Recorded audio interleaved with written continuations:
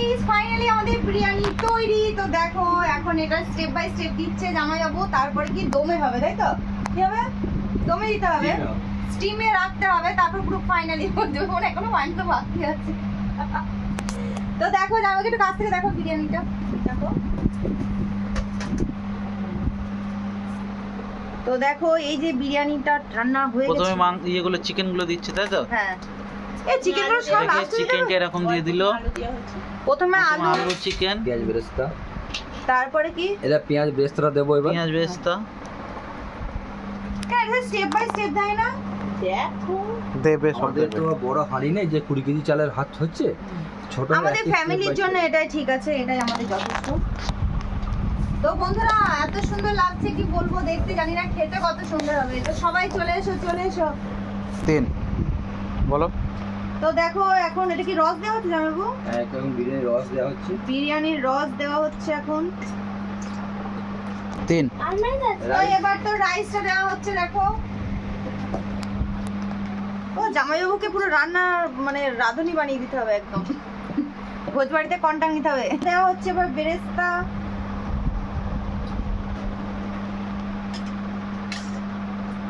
তো আবারও দেওয়া হচ্ছে রস।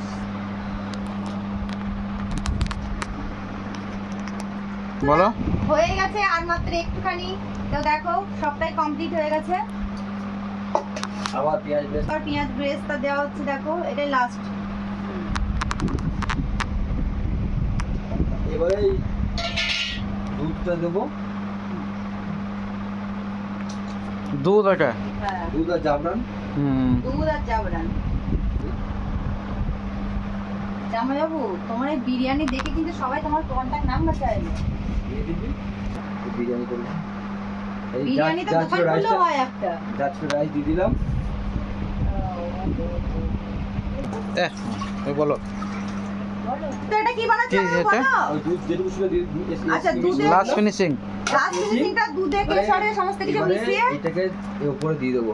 বাহ, তো ফাইনালি আমাদের বিরিয়ানি তৈরি। এবার ঘি, আচ্ছা ঘিটা দিতে হবে।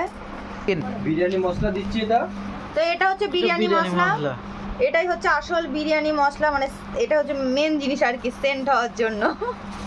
ব্যাস ছেড়ে দাও। ঘিটা দেব লাস্ট।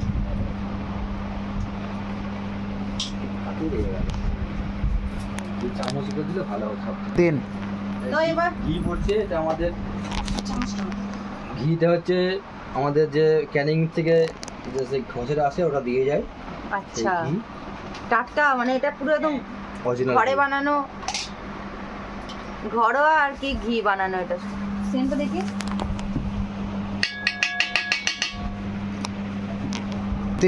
এবারে আমরা হাঁড়িটাকে এরকম প্যাকেজটা মুখটাকে এরকম ভিজে কাপড় দিয়ে, আটা দিইনি, আটা দিয়ে করা যেত, ময়দা দিয়ে আমরা ভিজে কাপড় দিয়ে এটা দিয়ে ঢাকা দিয়ে সেটিং করে দেবো, দিয়ে স্টিমে বসিয়ে দেবো।